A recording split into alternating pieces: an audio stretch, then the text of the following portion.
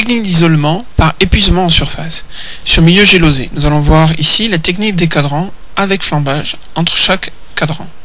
L'objectif d'un isolement est de séparer les bactéries les unes des autres, soit séparer les bactéries composant un mélange, soit vérifier qu'une souche pure est réellement pure et non contaminée.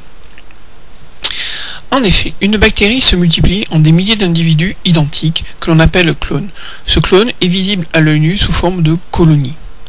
Attention, deux bactéries peuvent donner un clone. En effet, si l'on sépare physiquement des bactéries en les déposant sur un milieu de culture, ici un milieu de culture gélosé, on a des chances de séparer suffisamment les bactéries pour qu'une colonie corresponde à une bactérie. On utilise la technique d'épuisement à lance de platine, ensemencement métallique. Cette technique peut être réalisée avec une pipette Pasteur, mais la pipette Pasteur reste un outil dangereux. Nous préférons donc l'utilisation de lance de platine. La première étape consiste à tracer sur le fond de la boîte les 3 cadrans. En effet, ces 3 cadrans sont répartis de la façon suivante. Nous voyons aussi la possibilité de mettre des limites facultatives. Nous voyons ici l'aspect du tracé des différents cadrans vus de dessus, et nous voyons l'aspect vu de dessous où aura lieu le tracé au feutre indélébile. Pour faire un bon isolement, il faut des stries serrées. En effet, l'objectif est d'épuiser d'abord le contenu de l'euse, ensuite de séparer ces bactéries, et ensuite de les répartir sur l'ensemble de la boîte. Il faut avoir le geste souple pour ne pas abîmer la gélose. Souvenez-vous, la lance de platine possède un point d'équilibre. Il faut le trouver avant de l'utiliser. Je réalise dans le premier cadran des stries serrées et je tourne la boîte d'un quart de tour.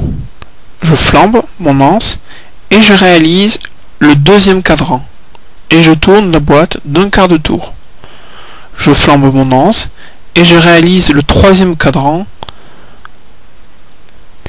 Ensuite, je prends ma boîte et je la tourne couvercle en bas pour mettre à incubation. Un bon isolement est un isolement qui présente un gradient de colonies ainsi que quelques colonies séparées. Nous allons voir maintenant la manipulation. Le fond de la boîte présente les tracés des différents cadrans. Je stérilise mon anse de platine.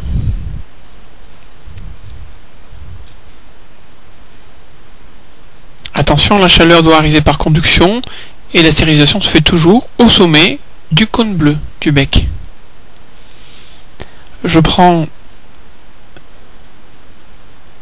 le tube à hémolyse contenant ma suspension, j'ouvre le tube, je flambe, je prélève la suspension. Pensez à égoutter l'anse pour améliorer l'effet d'isolement. Je flambe le tube et je dépose le tube. J'ouvre ma boîte dans la zone stérile et je réalise des stries serrées dans mon premier cadran.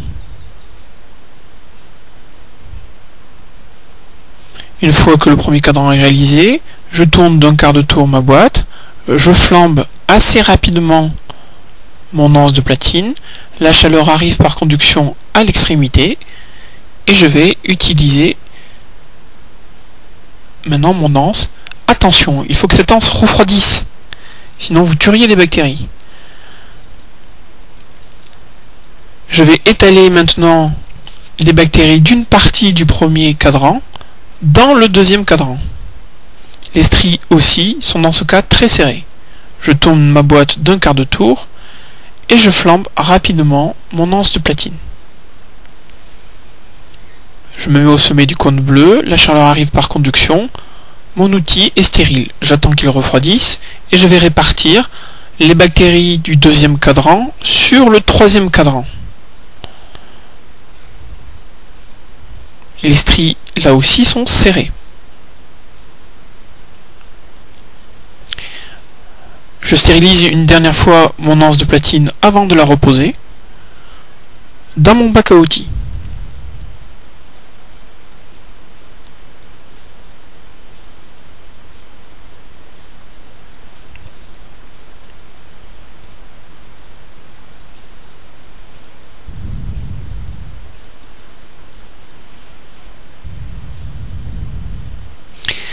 Qu'est-ce qu'un bon isolement? Un bon isolement est un isolement qui présente un nombre de colonies suffisantes, bien séparées. Il présente un gradient. Comment faire un bon isolement? Comme je vous l'ai dit, il faut des stries serrées. Il faut bien épuiser et bien répartir les bactéries.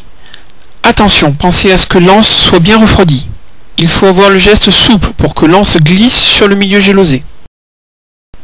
Comment éviter le labourage? Soit vous n'êtes pas assez expérimenté, asseyez-vous bien, tenez l'anse sur son point d'équilibre, prenez votre temps, soit la gélose n'est pas assez solide, il faudra alors rajouter de l'agar. Enfin, pour éviter le labourage, vous pouvez réaliser un isolement avec une pipette Pasteur boulée, soit demander à ce qu'on ajoute plus d'agar dans la gélose.